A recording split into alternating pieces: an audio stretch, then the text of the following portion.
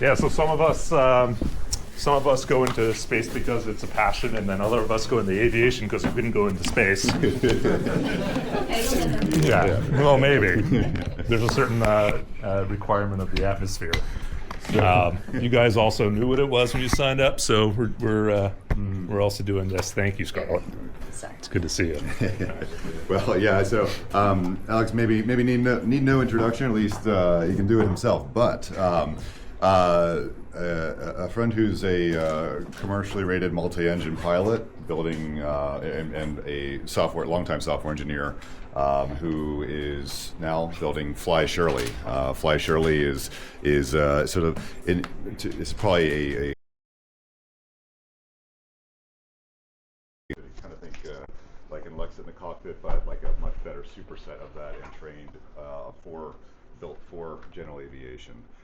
With that, over to you, Alex. Welcome. Thank you. Thanks, folks. Hey. So, aviation, probably people know, is about 120 years old. And, the thought is, hey, it's only been around for 100 years.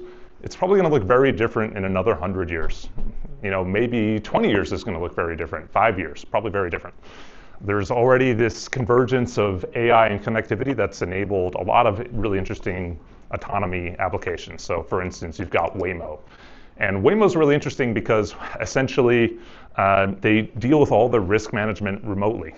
So if you lose a connection while you're in a Waymo, it's powered by 5G in a big way, because if you lose the connection, the vehicle can just stop on the street and that's pretty much fine. In any other circumstance, you basically, I don't know if you've ridden in one, they click you around random triply parked cars and things like that and deal with the risk management.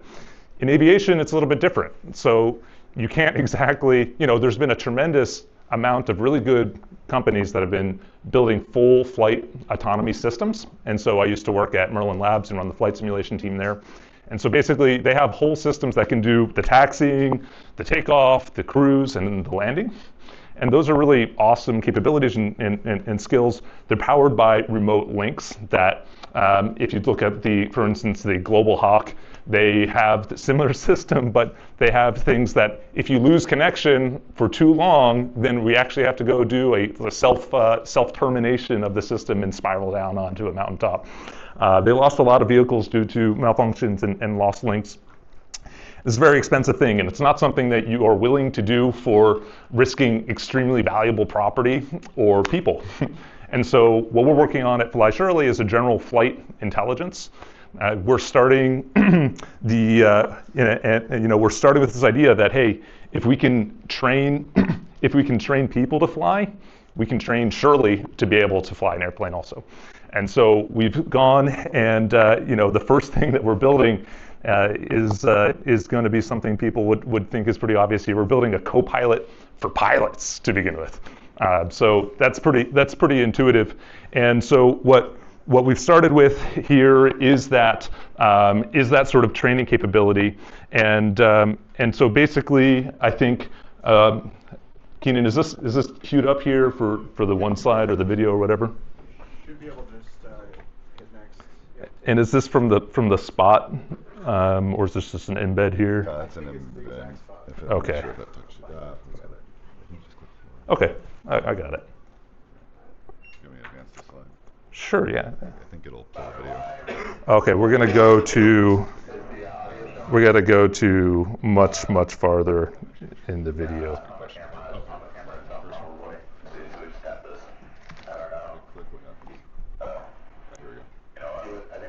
Oh, is it working? Can anybody divide 3,704 in their head? We got any really smart people in here? I can do the first digit. 370 divided by 6. 370 divided by 6. Who can do that?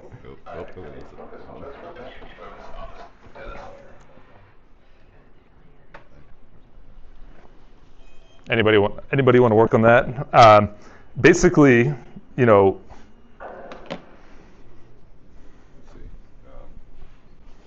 need a time code, right? yeah. Here, I'll just open this one here. Okay.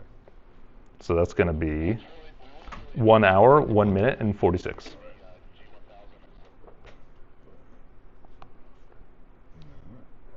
And I think some of the things that have really stood out to me over the last few conversations here have been, a lot of what we're learning in these sessions is related to people who've already gotten started. It's like, it's kind of taken as an assumption that you've got $3 million and enough money to pay for Toms to go around the world and go gallivanting around, figuring out. Really, there's a few major things that I think are core lessons here, which are like, one, don't die. I think like if you can just last a while and talk to people, you can survive and not long enough for things either to change or like you can learn some new information. I think a big part of that is related to what Scarlett was saying. If you raise a bunch of money, maybe you don't go spend it right away on hiring a bunch of people if you really don't know what you're doing.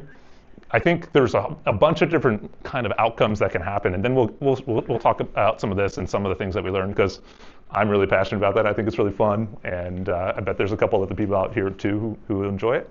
But the other things are related to, hey, probably your first money is going to come from somebody who knows somebody right? And so like that's really going to be the trick that you're going to probably use in order to unlock something. It's going to be like some friend who already has a company or who sold his company or her company, and now it's just going to be basically like, yeah, like in our circumstance, raise 800 grand from that person.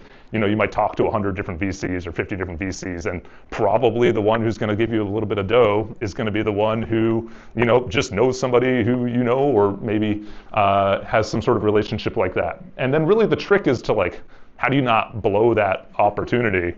And like, how do you last as long as possible in order to make that, potentially work out? I think there's a lot of things related to, you have, I'm also a technologist. I did undergrad and master's at MIT. And when new language models are coming out and you have this capability of being able to generate text, use it as sort of a calculator for words, my question was, how can I apply this to aviation to help make aviation safer? I kind of just set out. I didn't really have a strategy. There was an idea that, hey, this is a rich domain and a platform shift, and there's a lot of money in aviation. Like it's 4% of the world economy. There should be something here, and it definitely wasn't there at the beginning, and but it progressively starts to become more and more relevant. We started by doing some level of training. We started by just being a co-pilot for people in flight sims, and we go and talk to people like In-Q-Tel or other folks like that, and they're like, okay, that's cool. We'll talk to people that we'll see if anybody's interested in what you're doing, and or we'll go and we find all these like SBIRs, and our goal is really, okay, if you can get some SBIR, you can get a phase 1. You can then go do a no-bid contract to some government agency. I think that's really the hack. You just have to get some SBIR, and then you've got a shortcut. But even still, and it's too bad Eric's not here today. He was here yesterday, Eric Blatt, right?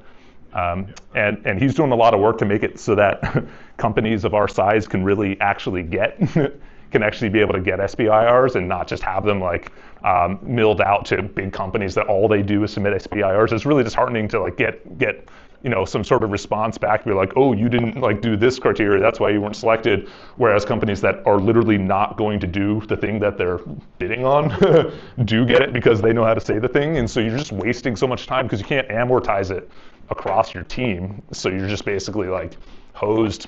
It's almost not even worth your while whatsoever until you have enough cheese to be able to hire a Tom to go to be able to go submit a bunch of those. And so so those are the disparate things that you can do once you have that leverage in terms of capital, where somebody can go spend 3% of their time on that one thing, which is great because it can have an outsized effect for your business. Really, it's just about how can you, at least in terms of our perspective, it's been about how can we build something that actually we can get some sort of commercial traction in the actual environment, so we can prove credibility, not blow the opportunity that we've had in terms of the amount of money that we were able to raise, and then be able to leverage that disproportionately and to be able to raise the next round and actually start deploying things out. And it's not going to go in an ideal way necessarily, especially if you really like the technology, most likely you're just going to you're going to really need to focus a lot on customers and how do you focus on that. And I would say, at least in my space, there's lucky enough that I don't only have government customers. It's like, if I had only government customers, I think it would be really horrible. And I learned that pretty early on. And I think eventually we'll be able to go and potentially have some customers in that space, especially as we start to develop more of a training as sort of like a comprehensive training system that we have now. So anyway, let's play this clip. 064, thanks for that. It's the second time today that I heard somebody else talk about it and ask for a flight. So in a second here, you'll hear us talking to Shirley, who's the co-pilot. Here we go.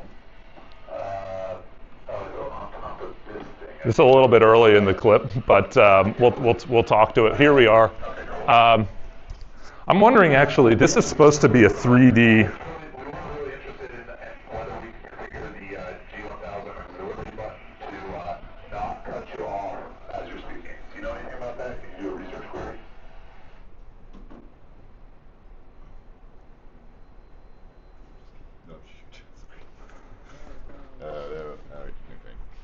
Can we actually just hit the watch on YouTube button?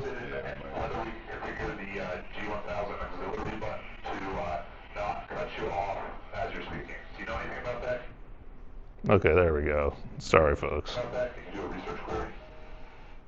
Then how do I move it over? How about a FlyShirley? This might get us. On it. Except for global protect.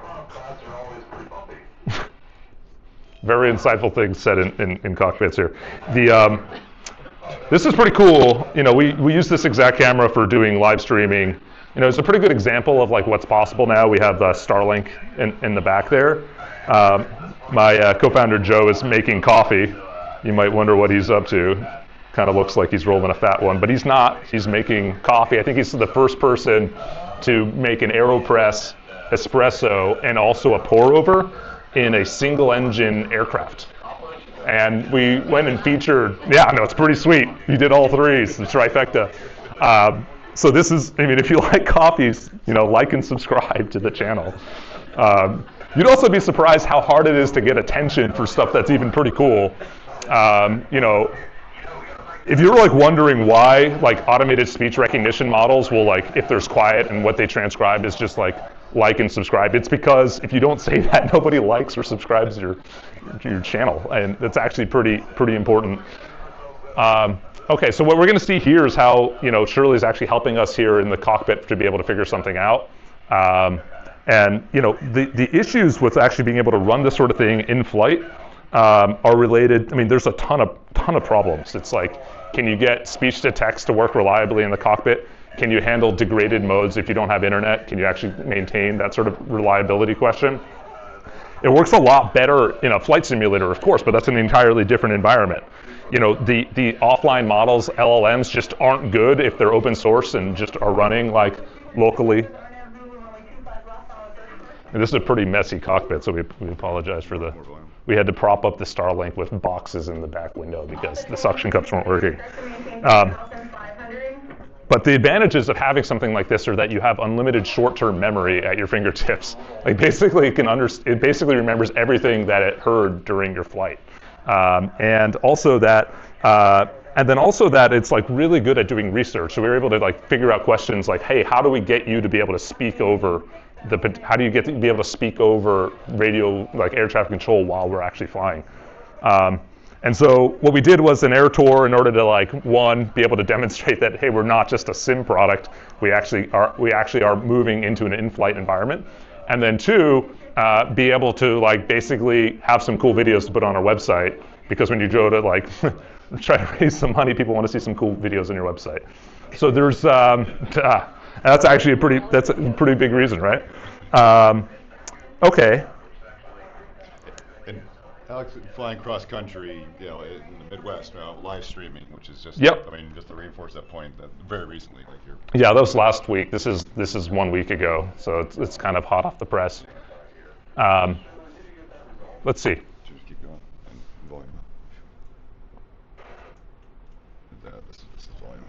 Alpha 4 Heavy, front off from Sadie, turn right heading 220, maintain 2,500 to 1,000 miles per first turn on a Zulu, let me keep up the coach.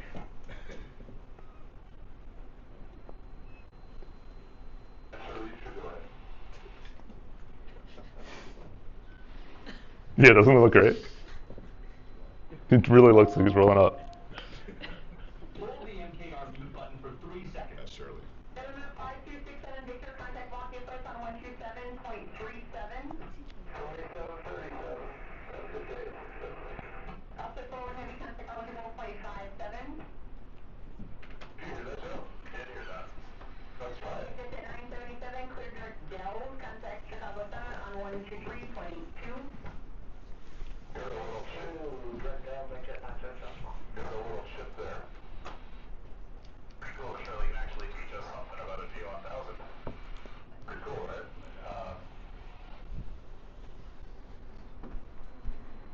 Happy to help. That's what I'm here for. Keep saying some more stuff, Shirley.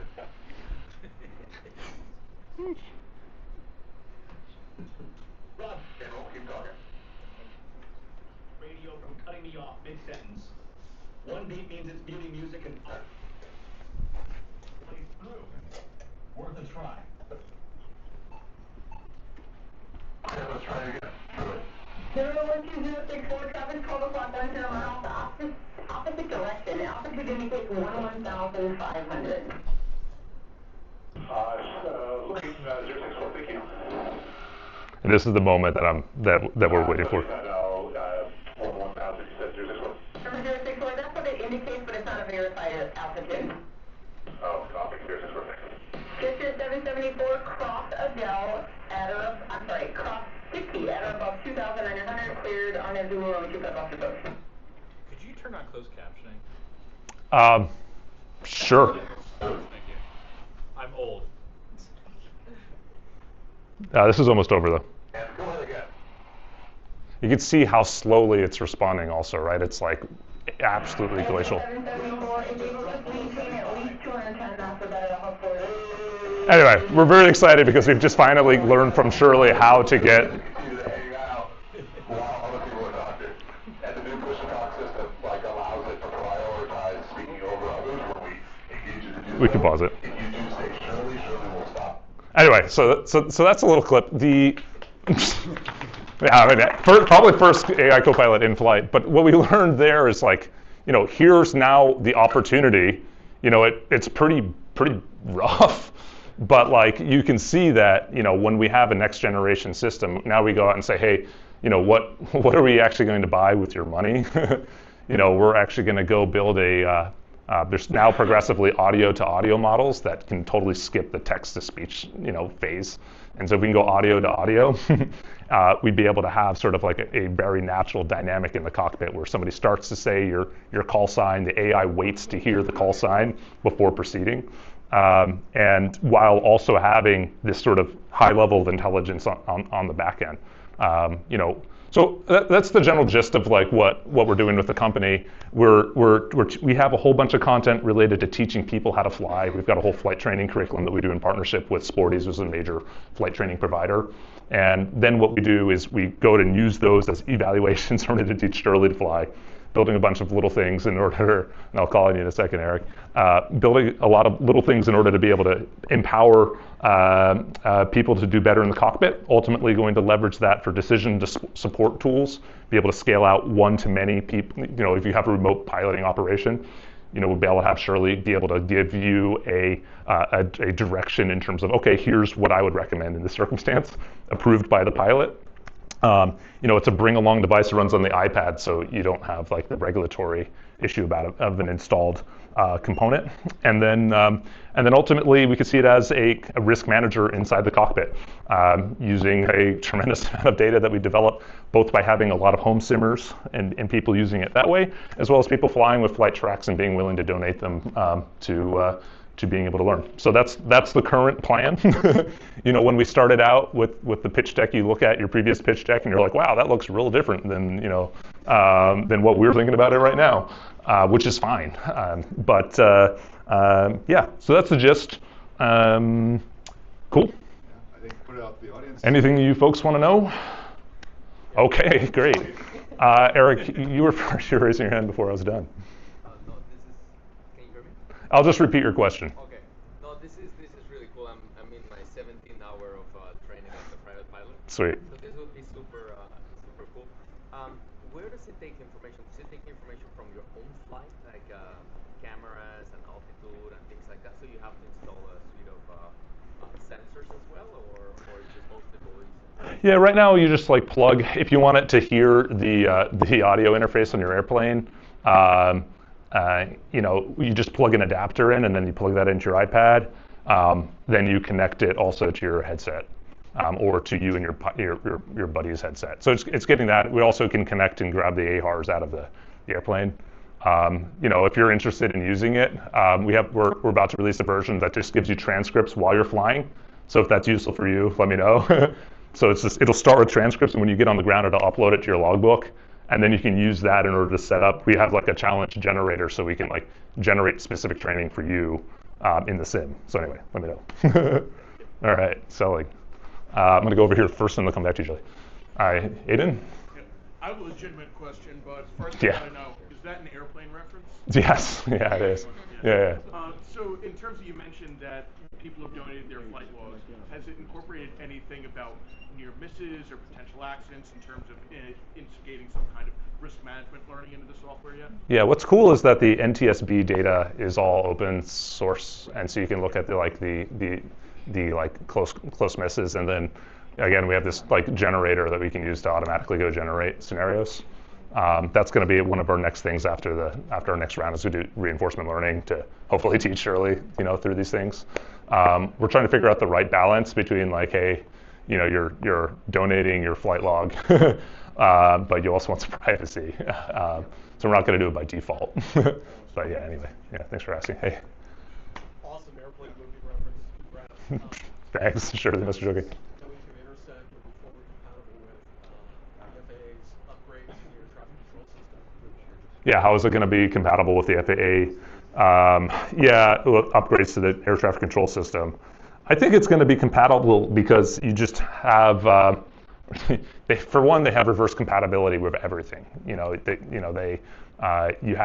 only had like ADS-B requirements, like in the last 5-10 years, right? So it's the other aspect is that it's innately compatible because if you have a data link, that's actually really in terms of like CDLC, for instance, being able to get clearances received. There's also things like called, along the lines of the beyond visual line of sight with drones, there's also these things related to certified data providers. So we'll look at things like that. It's just, getting like really, the real lucky thing here is that I really know how to build things on iPads really well, and it's just, you can have that as a carry-along device.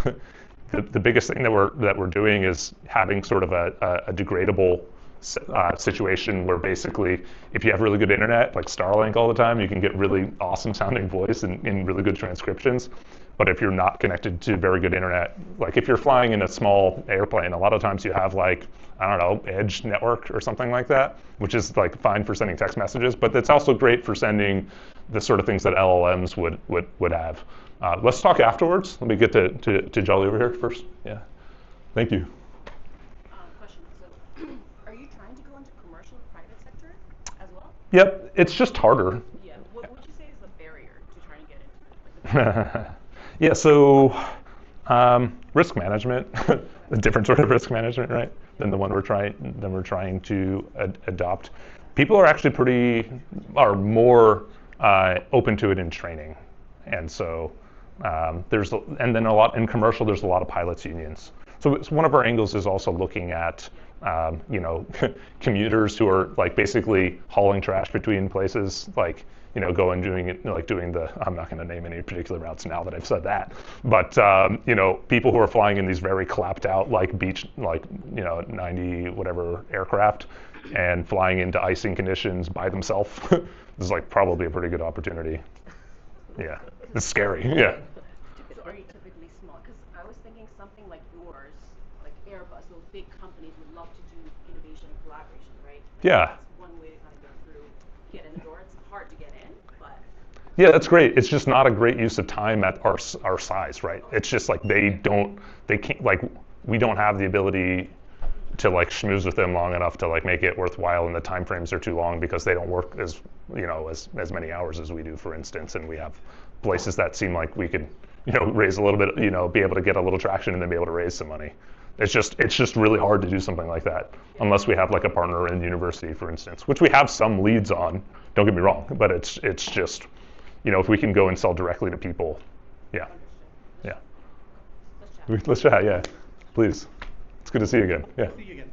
Last year, you might recall, we said the optimal split was like 20%, 80% commercial versus DoD, the other way, sorry. Right. Where do you think you'll end up? Where do we think it end up? We'd love to be able to work with international partners to be able to help with training in some of the ongoing conflicts throughout the world. Because I think we can also help train on some UAS type things. We have the ability to be able to deliver training directly on an iPad, which most aviators have an iPad. So we can deliver, you know, Shirley giving courses, curriculum on an iPad that, you know, is wherever they're at, and they can, you know, basically learn the same stuff as they learn on X-Plane on the desktop, but just on an iPad. I think there's a really good opportunity there. It's just hard to figure it out. Like, you know, the ROI just hasn't been the same as with direct sales to customers. So it just, you know, we want to get back into it. Hopeful that folks like Eric Blatt will be able to, you know, go Team Blatts, be able to figure out how to make it much more fruitful. But yeah, hopefully it becomes a much bigger part of the portfolio. Maybe after our next round we'll be able to hire somebody. But we're also very, like, I guess, having grown up on, you know, you have like kind of one chance to make it, and you don't have lots of people who are just able to dump money on whatever you want. then you actually have to be very careful. Yeah, I want to be mindful of the time. Yes, I think that's our last question. Great. Thank you very I want to much. talk to you though. Yeah. Thanks. He's also the one of like two people that have an Apple Vision Pro and use it. That's right. No, I'll wear Apple Vision Pro on a commercial flight when I'm not flying the airplane. He was asking me if I would do it while flying the airplane, which is like that's probably not a great idea. But I can program in it, even if I'm sitting in economy class. You can just like take your computer, shut it, put a keyboard on top of it. You're just like, you got your amazing, huge work. It's great. I don't know. Nobody else likes it though, and Apple doesn't care that they think that. So it's fine. Thanks, Chris. Thank you. Thanks, you. We'll get your mics. Yeah, it's fine.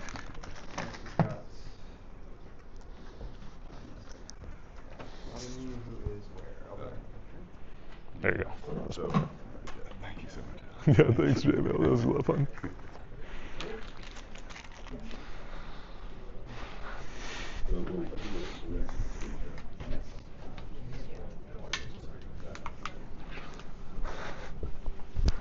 Thank you. Hey, what's up? I had a question for you. Can you couple it with maintenance procedures that have to be done on airplanes? Yes, So you in can do terms that of ground maintenance. and training ground maintenance, Right, and we've been also talking. alert to the pilots and things like that. Yeah, we've also, exactly. We've been talking to some operators about things like that. And they're actually most interested in maintenance. Yeah, I know. Because they have internet connectivity all the time. All the time, yeah. That's what And I was they're like, hey, we want to be able to like let our pilots reposition, our maintenance staff reposition our aircraft from this part of Miami to this other part of Miami. Yeah. And it's just like, I thought it they'll might be mess a it up. quicker avenue for you. Right, it Because is. there's so much, so it's such a big industry. And it's started to pick up a little bit with bigger companies. Yeah. Yeah, as opposed to small fish. Thanks so much for saying that. What's your name? Justin. Alex. Nice to meet you. Nice to meet you, Good Justin. luck. Thank you. Thanks.